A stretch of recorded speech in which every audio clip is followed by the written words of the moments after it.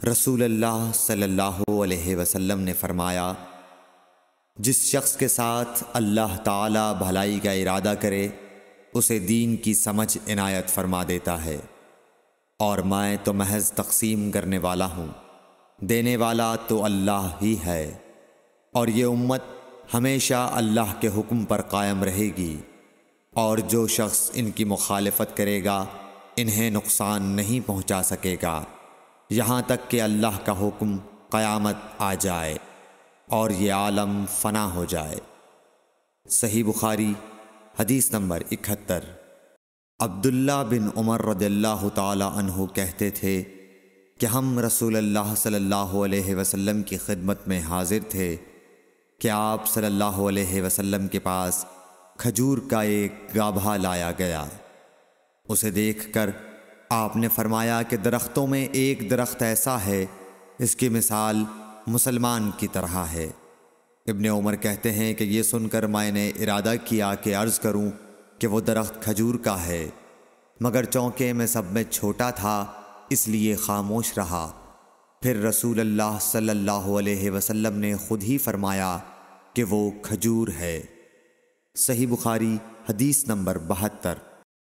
رسول اللہ صلی اللہ علیہ وسلم کا ارشاد ہے کہ حسد صرف دو باتوں میں جائز ہے، ایک تو اس شخص کے بارے میں جسے اللہ نے دولت دی ہو اور وہ اس دولت کو راہ حق میں خرچ کرنے پر بھی قدرت رکھتا ہو، اور ایک اس شخص کے بارے میں جسے اللہ نے حکمت کی دولت سے نوازا ہو اور وہ اس کے ذریعے سے فیصلہ کرتا ہو اور لوگوں کو اس حکمت کی تعلیم دیتا ہو۔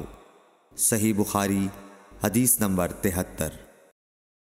رسول اللہ صلی اللہ علیہ وآلہ وسلم نے فرمایا، ایک دن حضرت موسیٰ علیہ السلام بنی اسرائیل کی ایک جماعت میں بیٹھے ہوئے تھے کہ اتنے میں ایک شخص آیا اور اس نے آپ سے پوچھا، کیا آپ جانتے ہیں کہ دنیا میں کوئی آپ سے بڑھ کر عالم موجود ہے؟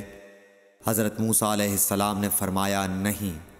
اس پر اللہ تعالیٰ نے حضرت موسیٰ علیہ السلام کے پاس وحی بھیجی کہ ہاں، ہمارا بندہ خضر ہے جس کا علم تم سے زیادہ ہے۔ حضرت موسیٰ علیہ السلام نے اللہ سے دریافت کیا کہ خضر علیہ السلام سے ملنے کی کیا صورت ہے؟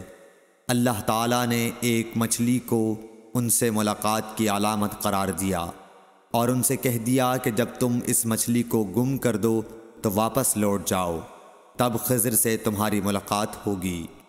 تب موسیٰ علیہ السلام چلے اور دریا میں مچھلی کی علامت تلاش کرتے رہے۔ اس وقت ان کے ساتھی نے کہا، جب ہم پتھر کے پاس تھے کیا آپ نے دیکھا تھا؟ میں اس وقت مچھلی کا کہنا بھول گیا اور شیطان ہی نے مجھے اس کا ذکر بھلا دیا۔ موسیٰ علیہ السلام نے کہا، اسی مقام کی ہمیں تلاش تھی۔ تب وہ اپنے نشانات قدم پر پچھلے پاؤں باتیں کرتے ہوئے لوٹے۔ وہاں انہوں نے خضر علیہ السلام کو پایا۔ پھر ان کا وہی قصہ ہے جو اللہ نے اپنی کتاب قرآن میں بیان کیا ہے۔ صحیح بخاری حدیث نمبر 74۔ حضرت ابن عباس رضی اللہ تعالی عنہ نے فرمایا کہ ایک مرتبہ رسول اللہ صلی اللہ علیہ وآلہ وسلم نے مجھے سینے سے لگا لیا اور دعا دیتے ہوئے فرمایا کہ اے اللہ، اسے علم کتاب قرآن عطا فرمائیو۔ صحیح بخاری حدیث نمبر 75۔ عبداللہ بن عباس رضی اللہ تعالی عنہ نے فرمایا کہ میں ایک مرتبہ گدھی پر سوار ہو کر چلا۔ اس زمانے میں بلوغ کے قریب تھا۔ رسول اللہ صلی اللہ علیہ وسلم منی میں نماز پڑھ رہے تھے اور آپ کے سامنے دیوار کی آڑ نہ تھی، تو میں بعض صفوں کے سامنے سے گزرا اور گدھی کو چھوڑ دیا۔ وہ چرنے لگی، جبکہ میں صف میں شامل ہو گیا، مگر کسی نے مجھے اس بات پر ٹوکا نہیں۔ صحیح بخاری حدیث نمبر 76۔ محمود بن ربی فرماتے ہیں کہ مجھے یاد ہے کہ ایک مرتبہ رسول اللہ صلی اللہ علیہ وسلم نے ایک ڈول سے منہ میں پانی لے کر میرے چہرے پر کلی فرمائی اور میں اس وقت 5 سال کا تھا۔ صحیح بخاری حدیث نمبر 77۔ حضور اکرم صلی اللہ علیہ وآلہ وسلم نے فرمایا کہ ایک بار حضرت موسیٰ علیہ السلام بنی اسرائیل کی ایک جماعت میں تھے کہ اتنے میں ایک شخص آیا اور کہنے لگا، کیا آپ جانتے ہیں کہ دنیا میں آپ سے بھی بڑھ کر کوئی عالم موجود ہے؟ حضرت موسیٰ علیہ السلام نے فرمایا کہ نہیں۔ تب اللہ تعالیٰ نے حضرت موسیٰ علیہ السلام پر وحی نازل کی کہ ہاں، ہمارا بندہ خضر علم میں تم سے بڑھ کر ہے۔ تو حضرت موسیٰ علیہ السلام نے ان سے ملنے کی راہ دریافت کی۔ اس وقت اللہ تعالیٰ نے ان سے ملاقات کے لیے مچھلی کو نشانی قرار دیا اور ان سے کہہ دیا کہ جب تم مچھلی کو نہ پاؤ تو لوٹ جانا، تم خضر سے ملاقات کر لوگے۔ حضرت موسیٰ علیہ السلام دریا میں مچھلی کے نشان کا انتظار کرتے رہے۔ تب ان کے خادم نے ان سے کہا، کیا آپ نے دیکھا تھا کہ جب ہم پتھر کے پاس تھے تو میں وہاں مچھلی بھول گیا اور مجھے شیطان ہی نے غافل کر دیا؟ حضرت موسیٰ علیہ السلام نے کہا کہ ہم اسی مقام کے تو متلاشی تھے۔ تب وہ اپنے قدموں کے نشانوں پر باتیں کرتے ہوئے واپس لوٹے۔ وہاں خضر علیہ السلام کو انہوں نے پایا۔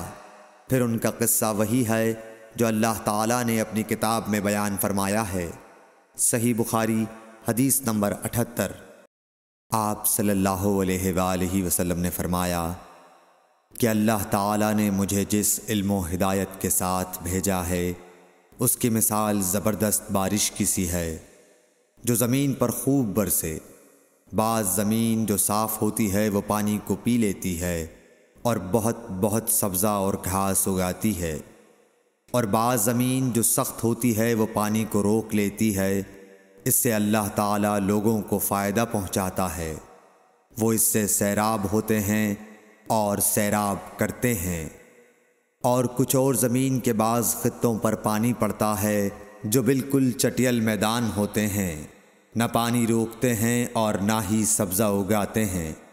تو یہ اس شخص کی مثال ہے جو دین میں سمجھ پیدا کرے اور نفع دے، اس کو وہ چیز جس کے ساتھ میں مبعوث کیا گیا ہوں اس نے علم دین سیکھا اور سکھایا۔ اور اس شخص کی مثال جس نے سر نہیں اٹھایا یعنی توجہ نہیں کی، اور جو ہدایت دے کر میں بھیجا گیا ہوں اسے قبول نہیں کیا۔ صحیح بخاری حدیث نمبر 79۔ رسول اللہ صلی اللہ علیہ وسلم نے فرمایا، علامت قیامت میں سے یہ ہے کہ دینی علم اٹھ جائے گا اور جہل ہی جہل ظاہر ہو جائے گا، اور اعلانیہ شراب پی جائے گی اور زنا پھیل جائے گا۔ صحیح بخاری حدیث نمبر 80۔